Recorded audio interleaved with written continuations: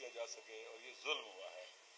اور جو بھی اپنے آپ کو ڈیموکریٹ کہتا ہے، جمہوریت پر یقین رکھتا ہے، انہیں بولنا چاہیے اس کے خلاف، آواز اٹھانی چاہیے اس کے خلاف، تماشا نہیں دیکھنا چاہیے.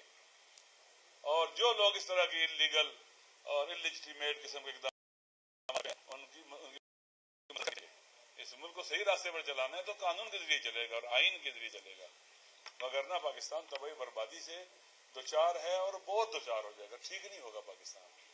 اور لوگوں کو جب مایوس کر دیں گے آپ کے وہ جناب آئینی طریقے سے، دستوری طریقے سے ملک کے اندر چینج نہیں لا سکتے، اپنی مرضی کے حکمران نہیں لا سکتے، تو پھر لوگ دوسرے راستے اختیار کرتے ہیں. پھر وہ راستے ایسے ہوتے ہیں کہ پھر پورا سسٹم بلڈوز ہو جاتا ہے. پورے سسٹم کا جو ہے نا، جب پورا سسٹم ان کے مقابلے میں کھڑا ہو جائے، وہ بھی اس کے مقابلے میں کھڑے ہو جاتے ہیں پھر، اور نقصان ہوتا ہے.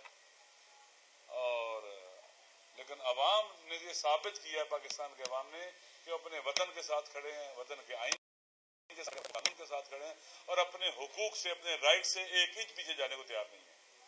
تو میرے خیال میں یہ وقت ہے کہ آج پہلا سیشن ہے سینٹ کا اور نئے سال کا آغاز ہے ان کا، تو چاہیے کہ پاکستان کے آئین کے لیے اٹھا جائے، کھڑا ہوا جائے، قانون کے لیے کھڑا جائے، تاکہ ہمارا ملک بہتر سے بہتر ہو سکے. ورنہ دنیا کے ممالک جو ہے پہلے ہم ان کے نظروں میں گر چکے ہیں، جی دھاندلی کی ہے 9 فروری کو، مزید یہ چیزیں جو ہے نا نقصان پہنچائیں گی.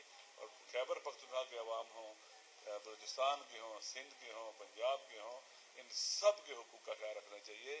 اور جو سیاستدان ہیں، جو حکمران ہیں، ابھی جن کے پاس پاور آ گئی ہے، چھینی پاور، انلیجیٹیمیٹ پاور، انلیگل پاور جن کے ہاتھ میں آ چکی ہے، انہیں خوف خدا کرنا چاہیے اور پاکستان پر رحم کھانا چاہیے.